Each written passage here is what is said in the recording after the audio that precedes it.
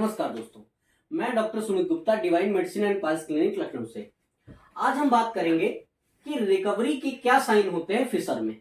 कैसे जाने कि हम रिकवर कर रहे हैं, हम ठीक हो रहे हैं। तो जब कभी भी किसी पर्सन को फिशर होता है तो सबसे पहली शुरुआत तो वो करता है मेडिकल स्टोर से। ये एक आम बात है क्योंकि डॉक्टर के पास तो बहुत देर में लोग जाते हैं और हो सकता है इससे पहले की शुरुआत हो कि शुरुआत होती है घरेलू नुस्खों से। सबसे पहले जब मलद्वार से संबंधित कोई बीमारी होती है तो डॉक्टर के पास न जाकर के लोग घरेलू नुस्खों से शुरुआत करते हैं। मैं नहीं कहता हूं कि वो बुरे होते हैं, कई बार लोगों का अपना एक्सपीरियंस होता है, वो फायदेमंद भी हो सकता है।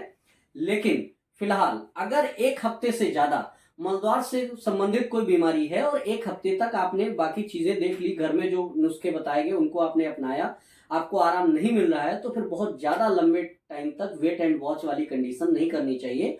आपको गुदा रोग स्पेशलिस्ट डॉक्टर से मिलना चाहिए जो इस ऑर्गन से संबंधित स्पेशलिस्ट डॉक्टर हैं, ताकि वो सही से बता पाए। क्यों?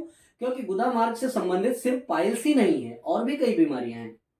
लेकिन लोगों जो भी पेशेंट हमारे पास आते हैं, मैंने देखा है मैक्सिमम केस में वो सिर्फ पाइल्स की बात करते हैं। फिशर के हैं लेकिन पाइल्स की बात करेंगे, या पाइलोनाइडल साइनस है फिर भी बात करेंगे कि पाइल्स है। कई तो फिस्टुला के पेशेंट भी जिनको जानकारी नहीं होती है तो वो कहते हैं कि छोटा सा दाना फोड़ा फुंसी है, वो उसको पाइल्स का मस्सा ही समझते हैं। कई बार स्किन टैग के लोग आ जाते हैं जिनमें स्किन टैग होता है, उनको लगता है कि नहीं पाइल्स है।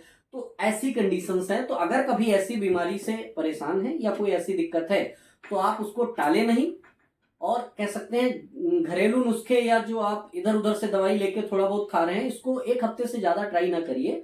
स्पेशलाइज्ड डॉक्टर से मिलिए, ठीक से सलाह लीजिए, ठीक से दवाई खाइए, ठीक हो सकती हैं समस्याएं। पाइल्स को लेके मन में बहुत सारी भ्रांतियां हैं। तो अगर आप नए हैं हमारे यूट्यूब चैनल पे तो आप चैनल को जरूर सब्सक्राइब करिए, क्योंकि हेल्थ रिलेटेड अपडेट्स आपको टाइम टू टाइम मिलती रहेंगी। तो जानते हैं फिशर। फिशर जैसा हम लोग जानते हैं कि होता क्या है, जब किसी को मल कठोर होता है तो मलद्वार में एक लॉन्गिट्यूडनल चीरा कट लग जाता है, जिसे फिशर कहते हैं। साइन क्या होते हैं? ये जो मैंने लिखा है ये सब साइन है। जैसे दर्द बहुत ज्यादा होता है, जब मल त्याग के लिए जाते हैं बहुत पेनफुल कंडीशन होती है, ऐसा लगता है जैसे कैंची से कोई काट रहा हो, ऐसा दर्द होता है। ब्लीडिंग होती है। ब्लीडिंग कई बार तो ऐसा होता है कि मल से लगती हुई ब्लीडिंग आती है, और कई बार अगर सीवियर केस में हो जाए तो ऐसा होता है कि जब मलत्याग के लिए बैठे होते हैं तो ड्रॉप ड्रॉप टपकने लगता है, कई बार और ज्यादा तेज आने लगती है ब्लीडिंग।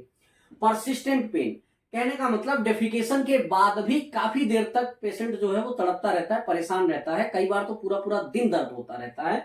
बैठने में एक जगह पर एक कंडीशन में एक एंगल पे बैठ नहीं पाएगा पेशेंट। जिसको फिशर की कंडीशन होगी वो पोजीशन बदलेगा बार बार, ये कंडीशन रहती है। ईचिंग, खुजली फील होगी। फिर कहते हैं बर्निंग सेंसेशन। हाँ, खुजली की कंडीशन और भी हो सकती है, लेकिन मैं बता दूं जब कभी फिशर की खुजली होगी तो मलद्वार के अंदर फील होगी, और जब कभी भी फंगल इन्फेक्शन की वजह से होगी तो मलद्वार के आसपास के रीजन में फील होगी। ठीक, तो इसके दो कारण हैं। बर्निंग, जलन बहुत पड़ती है, और फिर क्या है, अनइजीनेस, ऐसा लगता है कि मतलब कुछ हैवीनेस है, कुछ पेन है, दिमाग बार बार उधर ही जाता है। तो ये कुछ सिम्टम है जिनसे हम फिशर को पहचान सकते हैं। तो अच्छा, कारण तो आपका एक तो कॉन्स्टिपेशन हो गया। कॉन्स्टिपेशन मुख्य कारण है, मलद्वार से संबंधित बीमारियों में मुख्य कारण कॉन्स्टिपेशन है। और उसके बाद फिर कई और कारण हो सकते हैं, जैसे कह सकते हैं कॉन्स्टिपेशन है, दूसरा आपका कोई चोट, इंजरी, ट्रॉमा हो सकता है, या लूज मोशन हो सकता है।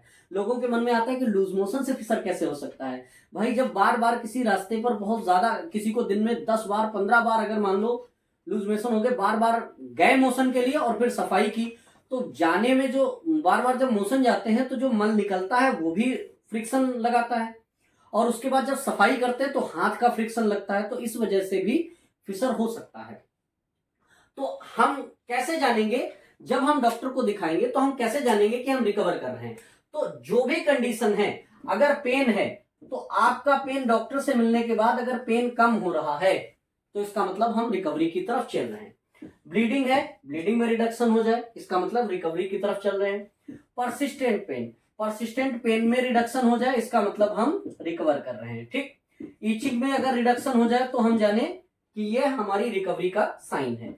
बर्निंग सेंसेशन रिडक्शन हो जाए तो हम जानेंगे क्या, रिकवरी की तरफ हमारा सिस्टम चल रहा है, हम रिकवर कर रहे हैं। और अनइजीनेस, जितने सिम्टम हैं इनमें से अगर मान लो पहले दिन आप गए हैं और अगर एक दो सिम्टम में भी कमी लग रही है तो हम रिकवरी की तरफ बढ़ रहे हैं। अच्छा, मैंने ये सब में रिडक्शन लगाया क्या इतना ही बताने के लिए? नहीं, मैं आपको ये बताना चाह रहा हूं कि हो सकता है दवा लेने के बाद, डॉक्टर को दिखाने के बाद इन सारे लक्षणों में रिडक्शन एक साथ ना आ पाए, लेकिन इनमें से अगर किसी एक दो लक्षणों की भी कमी आती है, जैसे मान लो आपने डॉक्टर को दिखाया और आपको ब्लीडिंग हो रही थी, अगले दिन ब्लीडिंग नहीं हुई, लेकिन पेन, ईचिंग, अनइजीनेस, बर्निंग वैसे ही बनी है, इसका मतलब फिर भी हम सही डायरेक्शन में है, कम से कम एक लक्षण में तो कमी आई। और उसके बाद अगले दो एक दिन में आप देखेंगे तो एक दो लक्षण और कम होंगे, क्योंकि क्रोनिक फिशर में जिन लोगों को बार बार होता है या गहरा कट लग जाता है वो एक दो दिन में ठीक नहीं होता। खुद को हेल्दी होने के लिए टाइम दीजिए। अगर किसी डॉक्टर को आप दिखा रहे हैं तो अपने आप को ठीक करने के लिए, अपने आप को ठीक होने के लिए वक्त दीजिए, क्योंकि मेडिसिन है, मैजिक नहीं है। मेडिसिन है, मैजिक नहीं है, और मेडिसिन धीरे धीरे काम करती है। बहुत तेज काम मेडिसिन की दुनिया में पॉसिबल नहीं होता, और अगर होगा तो फिर उसके कह सकते हैं नुकसान के चांसेस भी बहुत ज्यादा होंगे। तो धीरे धीरे ठीक होगा, लेकिन कह सकते हैं कंप्लीटली ठीक होगा। तो अगर इनमें से किसी सिम्टम में रिडक्शन हो रहा है, जैसे ब्लीडिंग बंद हो गई, अगले 2-3 दिन बाद आपने देखा कि पेन सिर्फ डेफिकेशन के साथ हो रहा है, इसमें जो बाद वाला पेन था ये रिड्यूस कर गया, इसका मतलब हम रिकवरी की तरफ बढ़ रहे हैं। ईचिंग बंद हो गई तो इसका मतलब हम रिकवरी की तरफ बढ़ रहे हैं। इनमें से जैसे जैसे सिम्टम्स कम होते जाएंगे वैसे वैसे हम रिकवरी की तरफ बढ़ते जाएंगे। तो उम्मीद है आपको समझ आया होगा कि फिशर की कंडीशन में हम रिकवरी को कैसे पहचान सकते हैं। Okay, thank you.